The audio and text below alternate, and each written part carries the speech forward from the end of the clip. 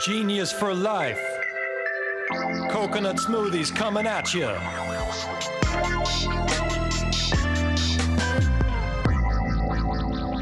Hello. Welcome to episode 140. Can't believe we're at 140 already. It's been like 3 weeks, like 3 days since we started this podcast. Time goes by quick.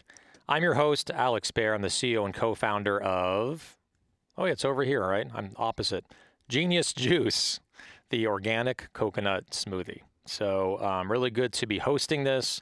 Thank you to everyone for tuning in and being on this. Make sure to give us 5 stars. Go to Apple Podcast, search 15 minutes of Genius, scroll a lot, this much. I think it's like probably for 10 seconds, all the way to the bottom, and give us 5 stars.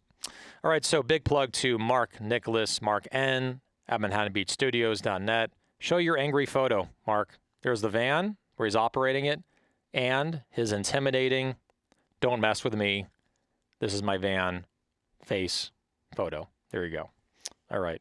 I'll take a new photo for you, Mark. You always have a smile. That's the first time I haven't seen you smile ever in that photo.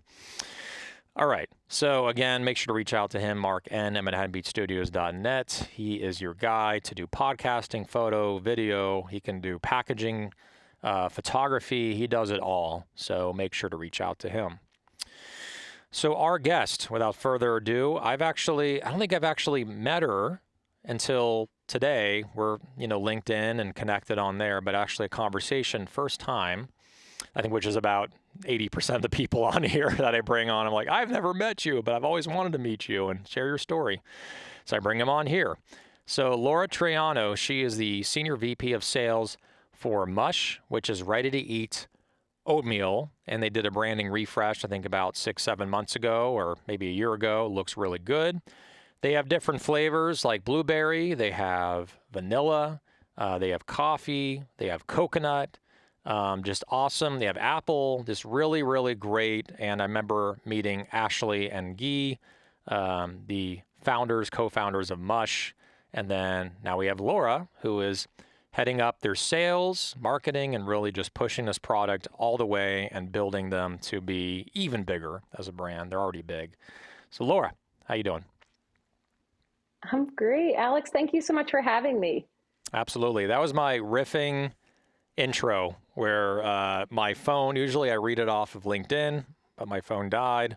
So literally just off the top of my head. The lucky thing is that if there's an episode where I don't have my cheat sheet in LinkedIn, this is a good episode for that because I already know so much about MUSH from being a fan, knowing Ashley, like meeting her 4 years ago in New York at a distributor launch. So yeah, obviously awesome company, awesome product, great founders, great team. So congratulations on everything. And congratulations on really kicking Brecky's ass. That's another cool thing too. You don't have to say anything. Thank you so much. Yeah. Well, you did great with the intro with a dead phone, I will say. So thank you so much again. Really excited to be here with you and to meet you. Absolutely. Yeah, likewise. And also happy to take shots at your competitors whenever you want. Just give me a signal, do like the hang loose thing or just do something. And then if you just do this, I'll be like, let's talk about how they're so much better than Brecky, So I'm here for that. I'm here to tell the world that you're the best ready to eat oatmeal out there. So, all right, let's get into our interview here. So you're out of Chicago, right? That's where you're running the company and where MUSH is based. What initially really attracted you to the company, right? Because I know you joined them, I think you've been there for 4 years now? 3 years, 4 years? Almost 3 years. Almost It'll be 3 3 years in September. Yep. So with being there 3 years, how did you discover MUSH? What really attracted you to join them? What was the vision that you saw? Just tell me more about your history and how you got in touch with them. For sure. Well, I was working at our X bar at the time when I first discovered the product. Random things would end up in our, employee kitchens and the fridges, and somehow, some way, MUSH was in our fridge. And I tried the dark chocolate one and I was like, how did they make oatmeal taste this good? I tried to make overnight oats myself, never came out really well. So I would just either make regular oatmeal or try to find some ready-made overnight oats. And this product really blew me away. And then it just so happened that at Expo West in 2019, so the last time before this year when we were in person, I met Ashley, and we just sort of hit it off out of the gate. And she happened to be in Chicago about a month after we met, and we had dinner. And I think we were there for like 4 hours just talking, and we found so much in common, a lot of shared values, and I was just really inspired by what she was doing. I've always had a deep passion to affect positive change on the food industry. When I was studying food marketing at St. Joe's University in Philadelphia, shout out Hawks, I really just uncovered how broken the food system was, and how awful a lot of the food products, we were putting on shelves were for people. So I really wanted to make a difference, in what Ashley was doing and then what the team was doing just really blew me away, and inspired me to join. And it just so happened that she needed a head of sales. So it was a perfect timing. I was ready for a change in my career, ready to get back into something smaller and be building again. And it's been one of the best decisions in my life and my career. Yeah, I would say a really, really great decision with a company that, is skyrocketing from what I can see. Sales are up, you're in more stores. There's I make it a point on the show not to be too rah-rah about brands and like, oh, we're crushing it. But I would say this is real. Like, the brand is really growing and like just expanding. And even from 3, 4 years ago when I first met Ashley, like, it's in a totally different place. Like, just revenue-wise, brand awareness-wise, stores, exclusives like the pumpkin spice and all these other ones. So one thing that I wanted to ask you about, we talked about it a little bit offline, is just the decision, and Ashley's talked about this in podcasts, but the decision to change the packaging. And I think this is really a show where people learn from other entrepreneurs. Why should you change the packaging? Because it's working. I did like the old packaging. I don't say I liked it more than this one, but I thought the old packaging was really unique looking and like very sleek and very high end. So what was the Yep. methodology and strategy around, let's take something that, putting on the hot seat, is working and change the packaging, and then you also changed it again. Once you change the size, you change the label. What went into Yep. this evolution? Why did you do it? And what was the result of it in sales and awareness? For sure. So, first thing I did when I joined was like just try to learn as much as I could about the business and about the current um, distribution footprint. And, we knew that we had something special. We knew that this is something that has mass appeal. I mean, 92% of households buy oatmeal and cereal and those types of products. And not saying we're going to be all the way there, but it's certainly something that is more familiar than what meets the eye. And so as we were trying to think about merchandising strategy and really where to go with the product, from a like distribution roadmap perspective, we realized like we're going to have to really earn every inch of space that we're asking for on the shelf. And being in an oval cup, it really took up more inches than maybe was necessary for the product. And now that we're really solidifying where we want to be in terms of the section of the refrigerated cooler, and like meaning alongside yogurt, we really wanted to make sure we weren't standing out in a way that made the product even more sort of unusual than it already was. So, take up a little bit less space from an inches perspective, be a little bit more familiar. So, other refrigerated breakfast items like yogurts are more in this, cup format. And we were able to really reduce the amount of plastic we were using. So that changeover from the oval cup with the plastic lid and the plastic spoon over to the round cup was a reduction of about 30% in plastic. So it also, just from a sustainability perspective, helped us. And any cost savings that we had in that, we passed along directly to the retailer and the consumer. And that was the other part of it too, is $3.99 to $4.99 we knew just was only going to get us so far. Mm-hmm. That's a super big premium compared to what people are paying for a bowl of cereal or a yogurt, things like that. So we really just wanted to be able to make the product more accessible in a lot of ways, but especially for consumers and for the merchandising strategy.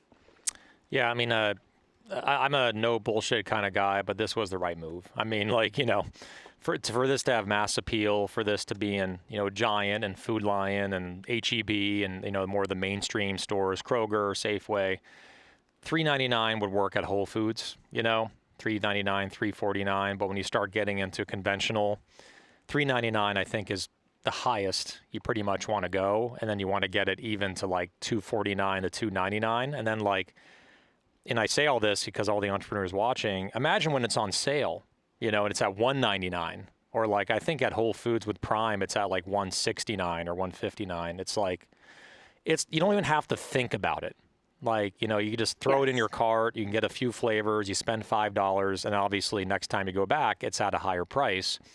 But at least that you're driving trial, which I think is really important. And not to steal your thunder, but it's such a different product, just like a Genius Juice, where you want to drive trial and get it into people's mouths so they can just taste it, and then they become believers. For sure. And you asked the impact that it had, and that brings up a great point. We had some retailers that we had already been in with that 6-ounce cup at anywhere from $3.49 to $3.99. And once we switched over, we saw our velocities go up by about an average of 50%, and getting to those lower price points. So you brought up $1.99. We've been able to run some BOGOs at places like Publix. We're seeing that sustained lift each time. So to your point, it's really helpful in driving trial, which is, what you want. You want the product to speak for itself. Our repeat rate is really strong. Once people taste it, they believe, but it's hard to get somebody to take a leap of faith when it's at a super premium. So definitely. And the part that I would say there was only one thing that I did not like about the new packaging, and I'm sure you've gotten a lot of emails. Do you know what it is? I'm sure you do. The spoon? The spoon, exactly. You missed the spoon. I missed the spoon until the pandemic. So I think because I was on the go and I was in meetings and I was on the road and and traveling, and it was the perfect travel companion, to get a quick meal and fill you up with those oats and healthy ingredients and almond milk and all this great stuff. But the spoon was such an awesome difference maker for me, where I didn't have to ask for a Whole Food spoon and wrap a napkin around the spoon and carry it with me and keep it clean. It's under, for those that don't know the old packaging, it was oval, there was a cap or a top. You take the top off, and then the spoon is attached to the inside of the top. So going away with that, or doing away with that, obviously sustainability better, costs went down on top of that, which you passed on the consumer. Was there any blowback from that, from consumers, or how did that go over?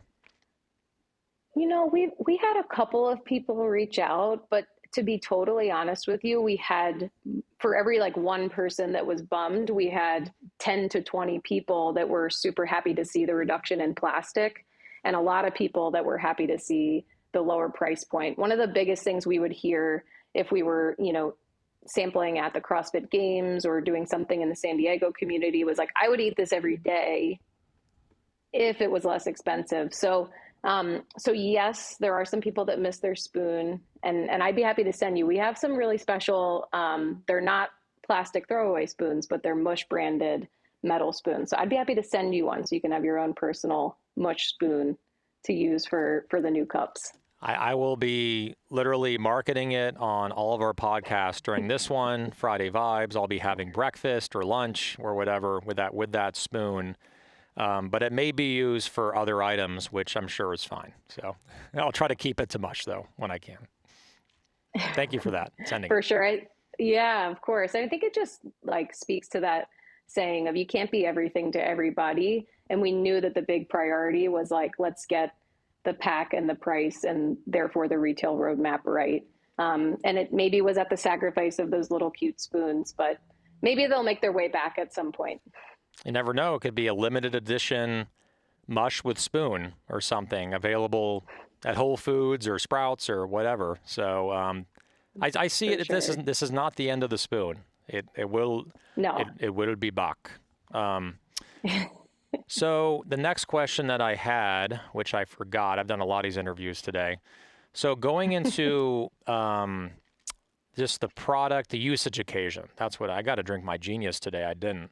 The usage occasion. So, and for those that don't know, I mean, I'm working all day and then I go into the studio at night. So, and I'm talking to give her a chance to have her water. So literally I come here at like 6:30 at night. Now it's, I think like 8:30, 8 o'clock or 7:30. So that's why at the end I start to literally lose my mind and my mind becomes mush, which is a good plug here.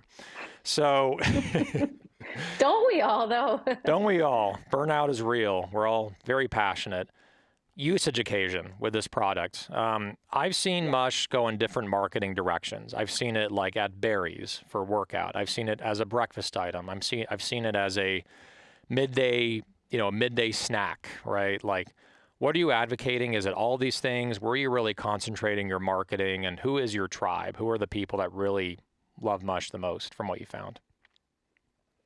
For sure. I think it's everything. Large in part, oatmeal is eaten for breakfast, but it is also a snack and it is also a dessert, especially with flavors like dark chocolate and maybe some others to come next year. So stay tuned. But we absolutely would love to be multiple occasions for consumers. And really, that core consumer tends to be that fitness enthusiast that cares about the ingredients that are in their product. They are pressed for time, and they're looking for a quality and transparency in the food that they're eating. Is there going to be a protein like booze? I know there's nuts. You have like the ones with nuts in it, but does protein work in oatmeal or is it just too grainy? It's hard to do for sure. I will say that. It's something that we've always been playing around with in the lab. Ashley and Guy, formerly huge CrossFitters. And CrossFitters love mush. They eat a ton of it. It's a great pre-workout, post-workout, carb source or carb replenishment. And I think it's something that would definitely create a lot of value in the product, and maybe add an additional occasion. So it's something that is definitely top of mind and something that is very hard to do, making it taste good and still have the great same texture. So more to come on that. Exactly. For those that don't know, protein is brutal to work with. It's like, because we have a protein smoothie line, and no matter how much you blend it or homogenize it or mix it, we're literally standing over our manufacturing partners as they're blending it and making it. And we still it's so hard to get the graininess out. And this is going too far as from a food science standpoint. But whey protein is a lot easier because it's dairy. So Yes.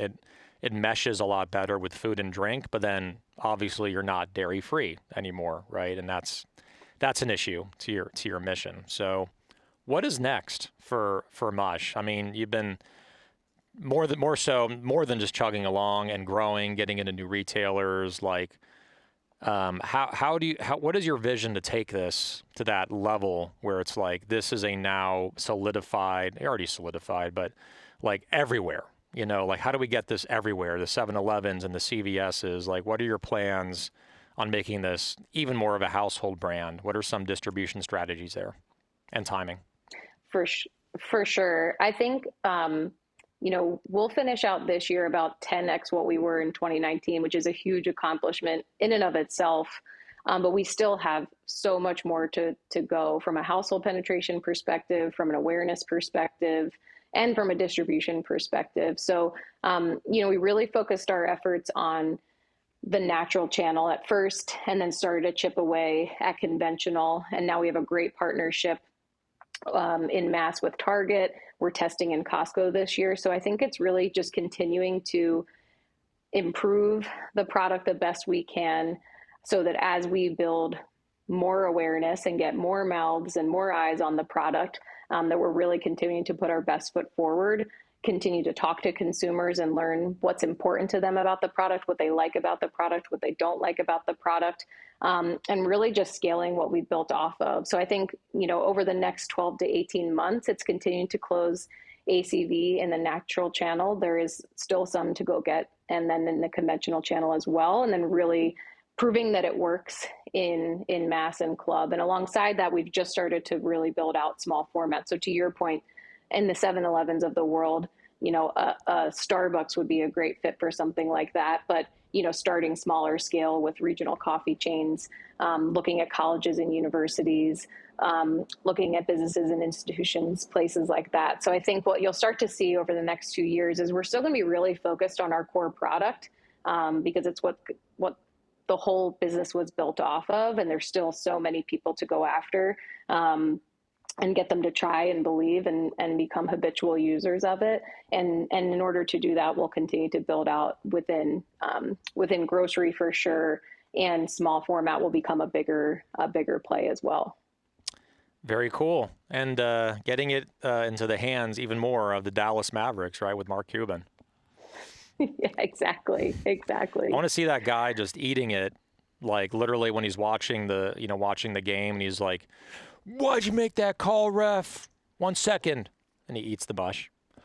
"You're an idiot, ref." Like he's got to do something like that at some point. He owes it. He That would owes be it a to great you. plug. Yeah, totally. That He's would on be all a these great plug. podcasts. He's doing so much now through like virtual that he just got to. I want him to have like a mush in his hand, like when he's like, when he's on these virtual meetings and stuff. That'd be awesome. Cool. Yeah, Well, for congratulations. sure. Yeah. Congratulations on all your success. It's amazing to see that, your company and, Ashley Gee, your company, just everyone, the team doing so well, and like it's being adopted. And I think one of the biggest challenges, right, is like finding the market for this, right? Because you innovated. Like most people just do something that's kind of like 1 degree off of what's already out there. Like, oh, I'm going to make a healthier juice, right? Which is what we're doing. Or I'm going to make a healthier bar. You took it like 3 steps further. I'm going to create something that's never been on the shelf before. And kudos that it's really working out and they're growing. So all I can say is keep kicking ass and mush it to the limit, like they said on Shark Tank. Thank you so much. Yeah, it's definitely a hard journey to create a category, but super rewarding, and it's been a lot of fun. We really have an amazing team, and I absolutely love the product, and that's not bias. I had it before I worked here, so I certainly believe in it, and I'm excited to see where it's headed. Yeah, and it seems that like competitors are just not even wanting. They're not even trying to mess with you. That's a level where like it's so dominated, and there's like you, and then there's Brecky, but Brecky to me is a much smaller player. That it's so dominated, and you have the market share. That's a really good place to be in, right? So where they're just intimidated of even coming in. So there you go. There you go. All right. Thank you. You're the oatmeal gangsters. They're intimidated. The I oatmeal love that. gangsters. All right. And you're Italian and Irish, so it makes total sense, right? Yeah, it does. And also a big fan of 90s rap, so I'm all in on the oatmeal gangsters. There you go. And that goes into our next segment, which you already answered the first question, rapid fire questions. Rapid fire questions. Okay. I think you've watched the episodes before, so we have some questions. You'll just answer them boom, boom, boom, all the way down. Try to finish within a minute to a minute and a half. You've already answered the first question, but I'll ask it anyway. For music, which decade is the best, the 70s, 80s, or 90s? So I'm going to throw you off. I would actually say the 70s.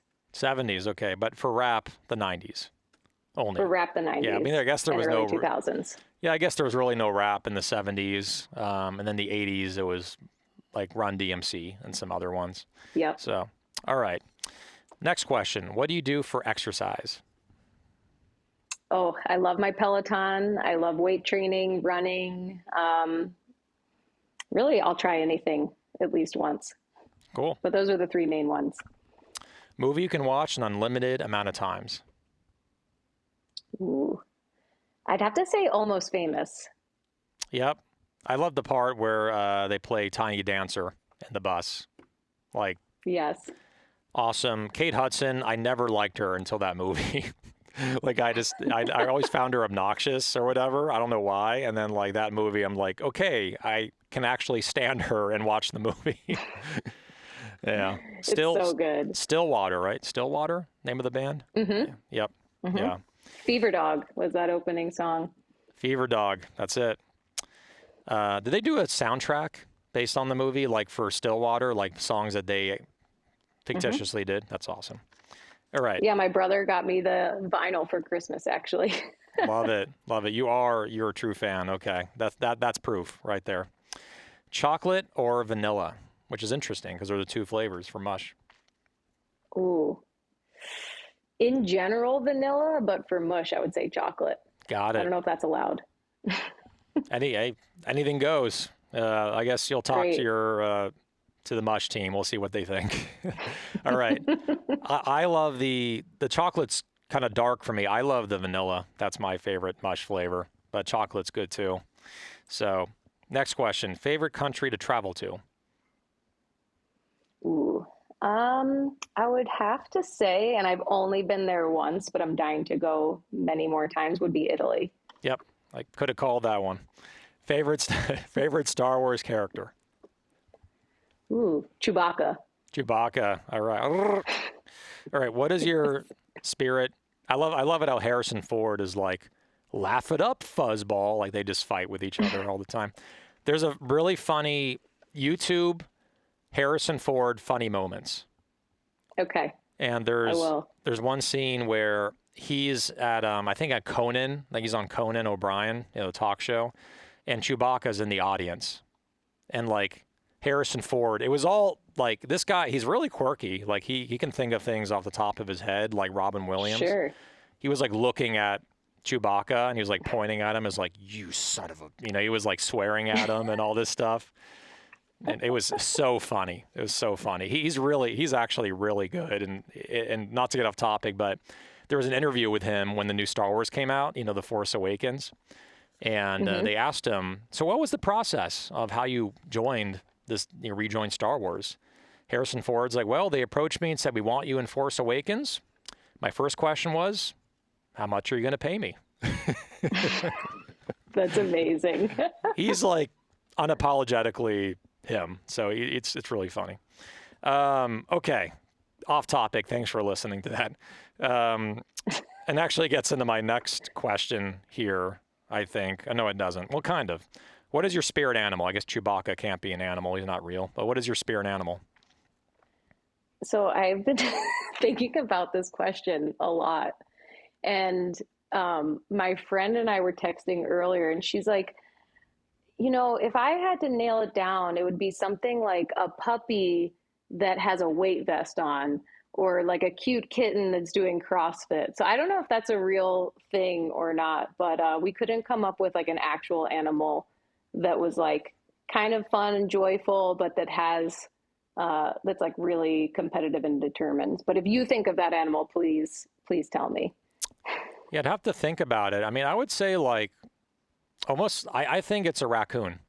Like you're a raccoon, where like you're Okay. super wise, smart, but if you need to, you'll get in a ring, you'll get vicious. Like you'll get it done, and you're competitive. And like raccoons are I usually like it. pretty like peaceful. They just kind of walk slow. They don't bother people. But if someone attacks or threatens them, then it's like it's on, right? It's on. Okay.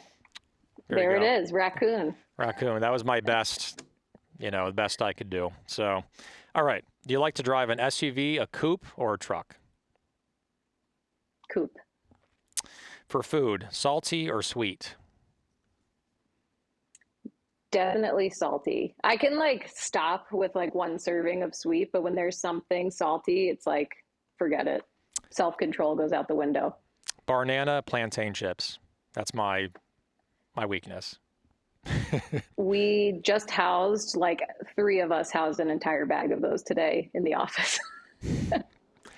Have They're you? so good. They're so good. There's like three ingredients: plantain, coconut oil, Himalayan pink salt. Have you seen the one at Costco where it's like 5 times bigger for like $6.99?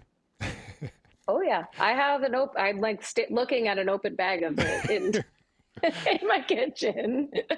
That is marketing you cannot buy, where it's literally in your site right now. That means they're doing something right for sure. All right. So next question: favorite day of the week and why? I'd have to say Saturday. I just like the freedom that it brings. It's like the one day a week that I really have full control of my whole schedule, and I can really take my time with working out. I can really take my time with stretching and cooking and spending time with friends and family, or not spending time with anybody, just myself. I just feel like it presents a really great opportunity to do whatever you want for the day. Cool. Yeah, makes total sense. Uber or Lyft? Uber. Greatest of all time. I think I know this answer, but LeBron James, Michael Jordan, or Kobe?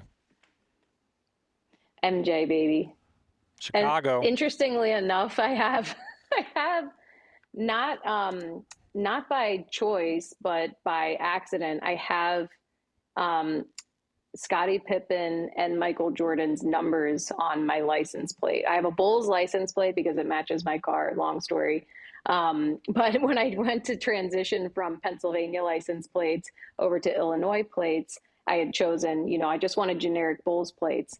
And the guy was like holding the plates behind him, and he's like, I'll only give you these plates if you know whose numbers these are. And then he like pulls it out, and I'm like, come on, Jordan and Pippen, who wouldn't know that? And he's like, the last guy didn't, and I didn't give it to him, which was like so Chicago. Totally. So MJ for sure. This is really embarrassing. I don't think I know Pippen's number. I was thinking it was in the 30s, but I just don't know it. What's his number? 33. 33. So okay, I was in the right vicinity. I knew it was like not Magic Johnson's number. I know it wasn't 32. I know it wasn't. I'm sorry. Yeah, and then 31. It wasn't that number, but there we go. 33. Okay, I knew that. All right, I'm gonna get angry letters from everyone in Chicago. Terminator. Moving on. Terminator 1 or Terminator 2? Which one is better, do you think? I'm going to go with 1. The OG. Yeah. A lot of people have been saying 1, and I'm a big fan of 2, but I got to rent 1 again and just get back in love with that one because it's gritty, it's real, and it's like, yeah, the special effects aren't there, but I mean, it has like Arnold Schwarzenegger, like it's a mannequin taking his eye out. You can totally tell it's not even him, but there's a magic in that. It's the 80s, it's the Gremlins, it's, Attack of the Clowns from Outer Space. It's just totally 80s, but it's funny. Short Circuit, another one. Yeah, that one's a good one. Johnny Five. So good. All right, so I think the best movies are definitely the 80s, in my opinion, for sure.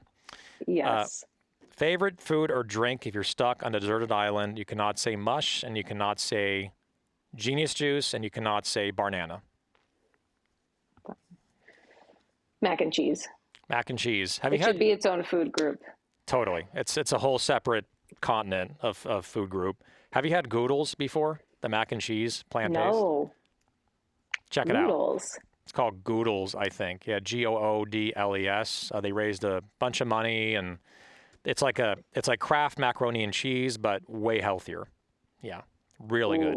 Plant-based. Yeah, that's on the list. Oh, yeah. All right, so that is Rapid Fire Questions with Laura Troiano, Senior VP of Sales for MUSH, taking over the oatmeal world, and just awesome product. Make sure to check it out. MUSH.com. Go to basically any natural retailer, conventional. You're in a bunch of those. Target, Publix, Albertsons, Vons. You're everywhere, so it shouldn't be hard to find. Thank you so much. Thanks for having me. You got it. Thank you again for sharing your story, and have a wonderful night, Laura. Thanks again. You too. Thank you. All right, that is episode 140 of 15 Minutes of Genius. Big plug to Mark Nicholas, Mark at ManhattanBeachStudios.net. Make sure to reach out to him. He can help you make your own podcast. You could be in my seat. I can't guarantee that you'll be as good as me, but you can be in my seat and have your own podcast with everything all set up and ready to go. He makes it easy. It's like the Staples button. You hit it, hit the Mark button, and he'll just make it happen for you. Very easy.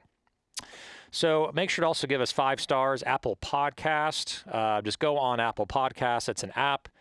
15 Minutes of Genius. Scroll all the way to the bottom. Give us 5 stars, please. I think that's really it. So, thank you for joining us. And one last thing, stay mush and genius, my friends. Genius for life. Coconut smoothies coming at you.